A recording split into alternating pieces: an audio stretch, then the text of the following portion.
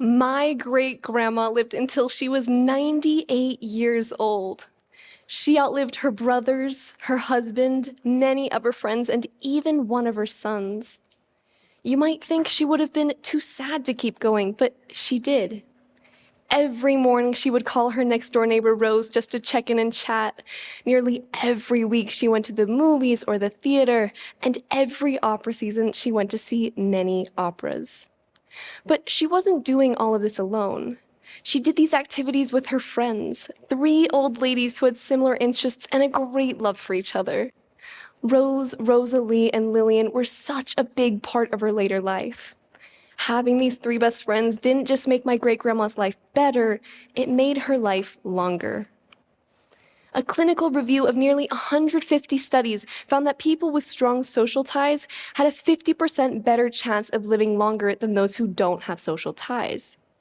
Strong social ties is the clinical term for friends, which means that science says having close friendships actually increases your life. My great-grandma is evidence of this fact. I'm so happy she had friends and made them a priority because she lived long enough for me to really get to know her. Today, I want to talk about the importance of having strong friendships throughout all of life's stages and how it is crucial to maintaining a meaningful life. When we're little, I'm talking about preschool and elementary school, why is friendship important? Preschool friendships enrich the kids' life and teach them some basic positive qualities. My first two friends, Harriet and Greta, showed me what it meant to be a good friend. It meant simply being kind and friendly. It also meant people who play fair, take turns, and share with one another. If you've ever seen 4-year-olds playing, you know that these lessons are not always easy. Additionally, children generally look for friends who have the same interests as them. For example, if someone is playing with blocks, and you like to play with blocks, you are likely to play with them, and boom, now you're buddies. These basic social interactions that we learn as a child are the building blocks of healthy relationships. In middle school, our brains and our bodies are fundamentally changing, and so are our friendships. The cocktail of hormonal changes and primordial need to belong can make middle school an incredibly hostile and insecure place. This is the reason why you never hear people say, "Oh, don't you just miss the middle school days?" I remember when I was in middle school, being trusted with secrets was a big deal. If someone leaked your secret, that was probably the end of your friendship and possibly your reputation. Because you are learning so much about yourself, your friendships and new romantic relationships are often strained or broken, which can be devastating. This is a difficult but necessary stage where you learn what you value in friendships and which ones are worthy of maintaining. By the time you are in high school, as I am, you're developing a better sense of who you are. And for me, I was looking for friends who have a good sense of humor, who are caring and supportive, and who appreciate me for who I am. Having common interests is still important, but as we become more complex, so do our friendships. Now, shared experiences take precedence, and you look for people to talk to who can really understand exactly what you are going through, such as worries about the IB, college, our future, how our Spanish teacher left us 3 separate assignments to do when we had a substitute, or almost failing PE because we haven't picked up the extremely valuable life skill of good squat form. Our parents still play a big role in our lives. But they went to high school like 30 to 40 years ago when they still had rotary phones and floppy disks. Many of them lived in a different country. All of them lived in a different century.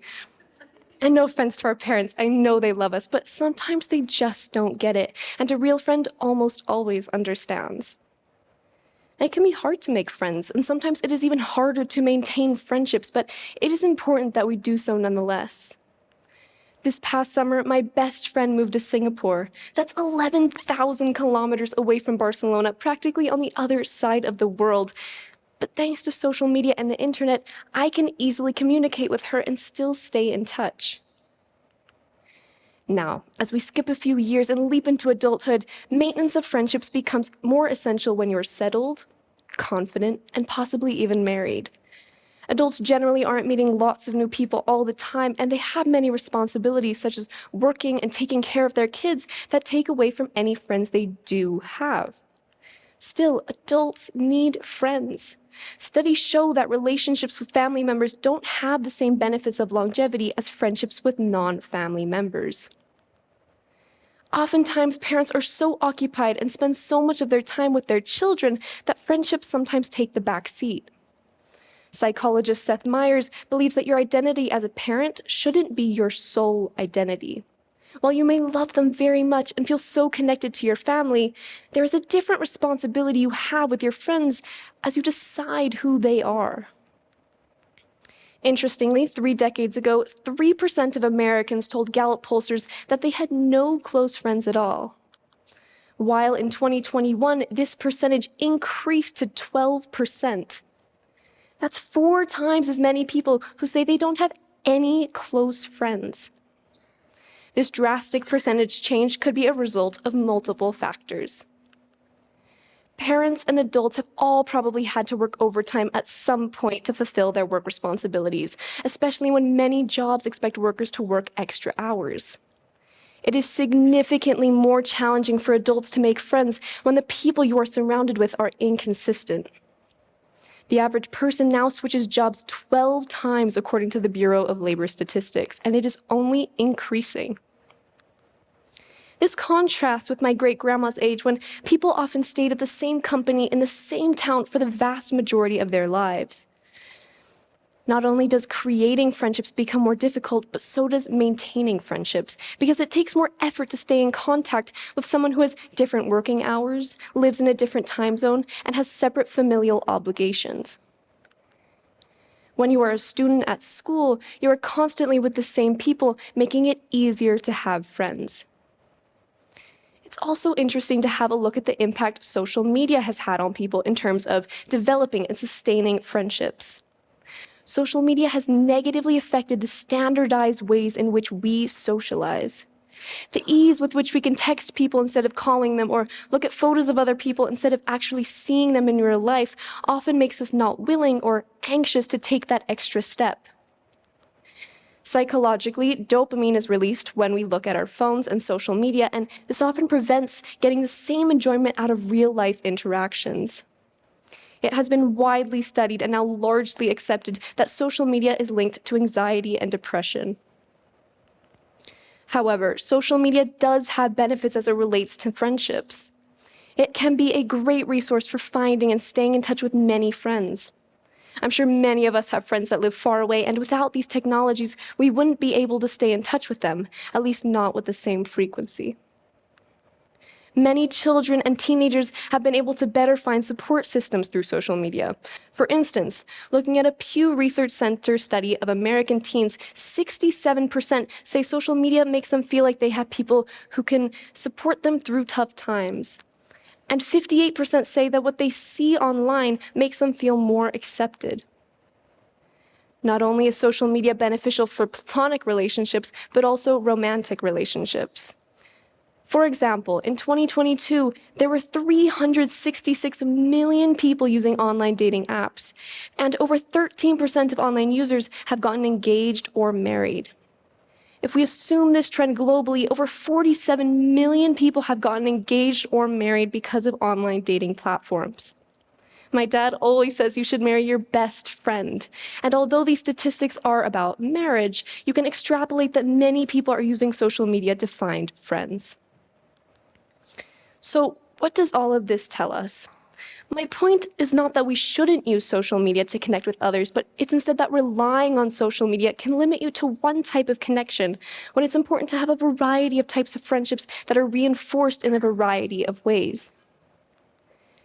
Even though it is difficult, if living a long, rich, and happy life is a goal of yours, adults, and especially the elderly, should make it a priority to try and make and maintain strong friendships. One key finding of a Harvard study of adult development that began in 1938 found that chronic loneliness increases a person's odds of death by 26%. Another meta-analysis from 2010 found that loneliness is comparable to smoking 15 cigarettes a day. So both one of the longest running studies of all time, as well as a recent meta-analysis study, emphasize the importance of friendships in increasing longevity. However, meaningful bonds with others are so much more than increasing our life expectancy. They are what make life meaningful, what make it worth living. The bottom line is you need friends. Even if your best friend moves to Singapore, even if you are married, and even if you are middle-aged, taking care of your sick parents and your obnoxious teenagers while working at home, you need friends. And if you're old and starting to feel disconnected from people, you definitely need friends. You need someone you can be yourself around. You need someone you can have uncontrollable laughing fits with, tell stories about the old days with, and you need someone who will listen and understand you. So, if you want a chance to live to be 98 years old like my great-grandma, it's probably a good idea to eat right, not smoke, and exercise, but perhaps most important of all, be sure to live your life in the company of close friends. Thank you.